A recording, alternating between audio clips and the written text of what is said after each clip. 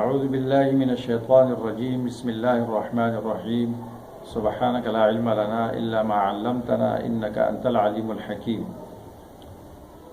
تیسرا فرقہ جس سے قرآن کریم مجادلہ کرتا ہے وہ ہے نصارہ۔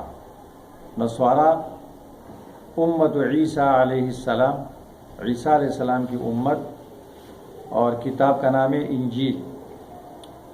نصارہ ان کو اس لیے کہا جاتا ہے کہ یہ منسوب ہے ناصرہ بستی کی طرف جو فلسطین کے اندر ہے، وہ بستی تھی جس میں عیسیٰ علیہ السلام کی ولادت ہوئی تھی۔ اور قرآن کریم میں ان کا یہ قول ہے کہ نحن انصار اللہ، قال الحواریون نحن انصار اللہ، اس لیے اس کو نصارہ کہتے ہیں۔ نصرانیت یا نصرانی دین، مسیحیت، یہ وہ دین ہے جو یہودیت کے بعد اللہ تعالیٰ نے عیسیٰ علیہ السلام پر نازل کی تھی، اور کتاب کا نام ہے انجیل، اور حقیقت میں یہ تورات کا اور موسیٰ علیہ السلام کی دین کا تکملہ تھا، اس کی تکمیل ہوئی تھی، اور یہود کے اندر جو بگاڑ پیدا ہوا تھا اس کی اصلاح کے لیے عیسیٰ علیہ السلام مبعوث ہوئے تھے۔ علامہ شہرستانی رحمہ اللہ اپنی کتاب الملل والنحل میں فرماتے ہیں کہ عیسیٰ علیہ السلام کا یہ قول انجیل میں موجود ہے۔ وہ فرماتے ہیں ما جئت لیبطل التورات، میں اس لیے نہیں آیا ہوں کہ تورات کو باطل کروں، بل جئت لاکملھا، بلکہ اس لیے آیا ہوں کہ اس کی تکمیل کروں۔ وقال صاحب التورات ان النفس بالنفس والعین بالعین والانف بالانف والاذن بالاذن والسن بالسن والجروح قصاص، یعنی تورات میں قصاص کا حکم تھا، اور اب میں اس کے اندر نرمی کرتا ہوں۔ وَأَقُولُ إِذَا لَطَمَكَ أَخُوكَ خَدَّكَ الْأَيْمَنَ فَضَعْ لَهُ خَدَّكَ الْأَيْسَرَ، اب اگر آپ کا مسلمان بھائی آپ کو دائیں گال پہ مارے تو بائیں گال خود آگے کرو۔ تو ان کی دین میں کسی کو مارنا نہیں ہے۔ عیسائیت میں توحید تھی، اور فضیلت، عفو، درگزر، تسامح، نرمی، زہد۔ یہ اس لیے کہ یہودیت کے اندر مادہ پرستی آئی تھی، اور ان کے اندر بگاڑ پیدا ہوا تھا، ان کے علماء نے تورات میں تحریف کی تھی، اور مادیت اس حد تک آ گئی تھی کہ بعض تو آخرت کو بھی نہیں مانتے تھے، اور کہتے تھے کہ صرف یہ دنیا کی زندگی ہے، اور سب کچھ یہ دنیا ہے۔ تو اس لیے عیسائیت میں رہبانیت، زہد اور دنیا سے بے رغبتی، نرمی، اس کے خاص طور پر تعلیم دی گئی۔ پھر جیسے تورات کے اندر تحریف ہوئی تھی، جبکہ تورات لکھی ہوئی نازل ہوئی تھی، لیکن اللہ تعالیٰ نے اس کی حفاظت کا ذمہ نہیں لیا تھا۔ بِمَا اسْتُحْفِظُوا مِن کتاب اللہ وَكَانُوا عَلَيْهِ شُهَدَاءَ، وہ ان کے علماء کے ذمہ تھا، جبکہ قرآن کریم کا ذمہ اللہ نے لیا ہے۔ جبکہ انجیل لکھی ہوئی نازل نہیں ہوئی، اور عیسیٰ علیہ السلام کی زندگی میں بھی مرتب نہیں ہوئی تھی، یہ تو 300 سال بعد پھر انجیل مرتب ہوئی۔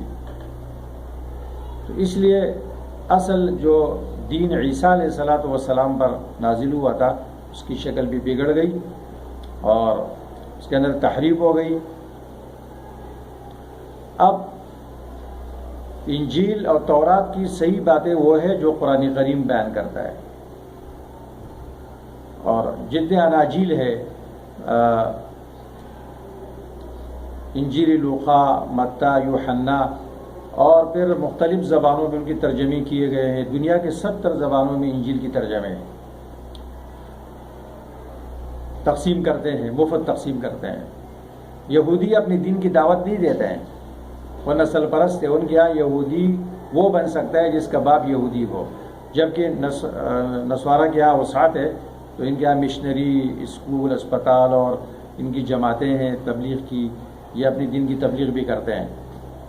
لیکن جتنے بھی نسخے ہیں انجیل کی، سب میں تضاد ہے، ان کو خود پتہ نہیں ہے کہ صحیح نسخہ کون سا ہے۔ تو اب ان کو صحیح باتیں وہ ملتی ہے جو قرآن کریم بیان کرتا ہے، ان کے پاس اپنی دین کی صحیح باتیں نہیں۔ نصارہ کی مشہور صفت ہے ضالین، جیسے یہود کی مشہور صفت تھی مغضوب علیہم، یعنی جنہوں نے عناد کی وجہ سے حق ٹکرایا وہ ہے مغضوب علیہم، اور جنہوں نے جہل کی وجہ سے ٹکرایا وہ ہے ضالین۔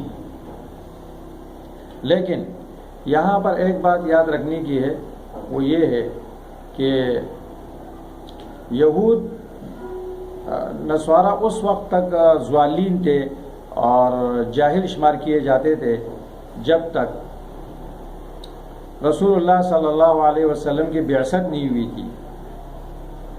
جب اللہ کے رسول کی بعثت ہو گئی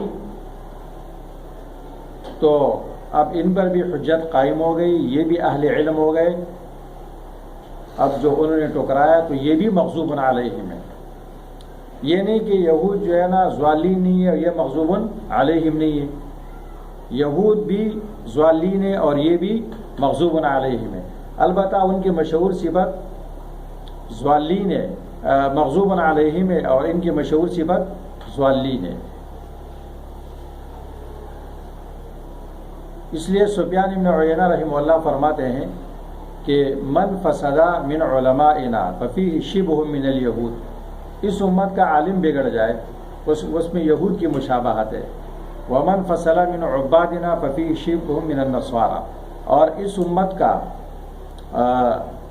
عام آدمی عبادت گزار صوفی صاحب بگڑ جائے تو وہ نصارہ کے ساتھ مشابہت رکھتا ہے جو جہل اور بدعت کے ساتھ عبادت کرتا ہے۔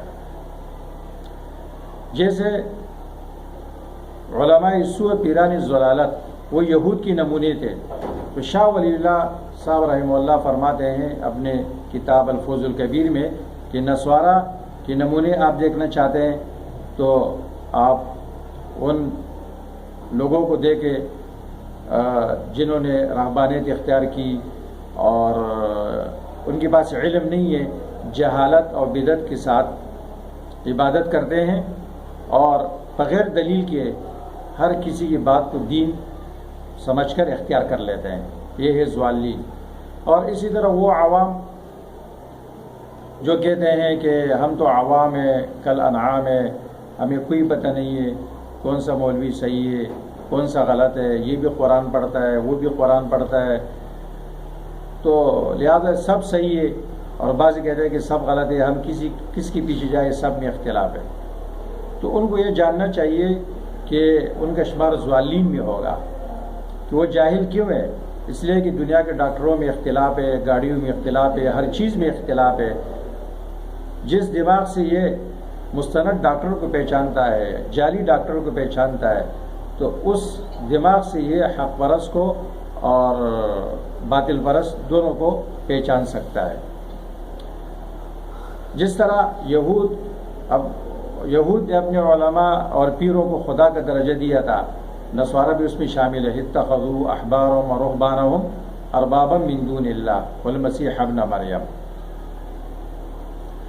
قرآن ہے، سنت ہے، پیغمبر کی سیرت ہے، صحابہ کی سیرت ہے، فقہ موجود ہے، ایک بات اس میں نہیں ہے، اور پھر یہ کہتے ہیں کہ فلاں حضرت صاحب نے یہ کہا ہے، فلاں شیخ صاحب نے یہ کہا ہے، اور ان کی تعظیم میں غلو کرتے ہیں۔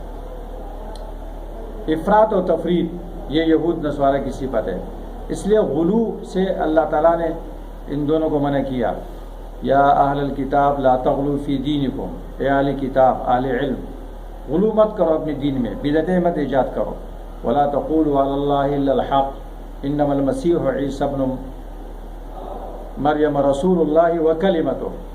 یہود نے کہا نعوذ باللہ یہ ولد الزنا ہے عیسیٰ علیہ السلام کے بارے میں، نصارہ نے کہا یہ اللہ ہے یا ابن اللہ ہے یا ثالث ثلاثہ ہے۔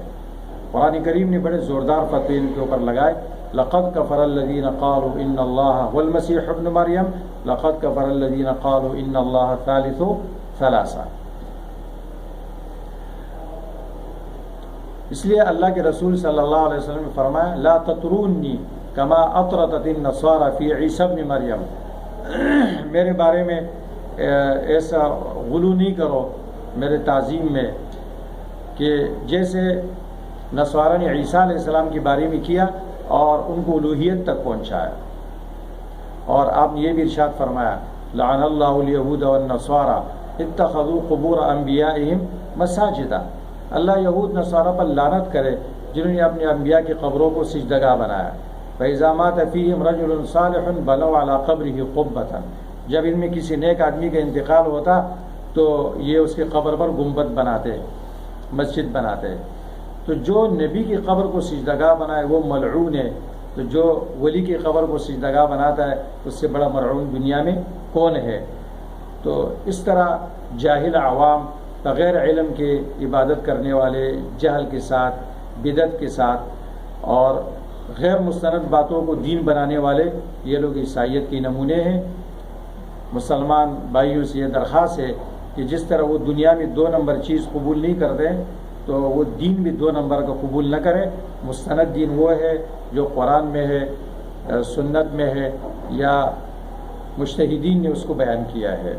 اللہ تعالی ہمیں سمجھ کی توفیق عطا فرمائے۔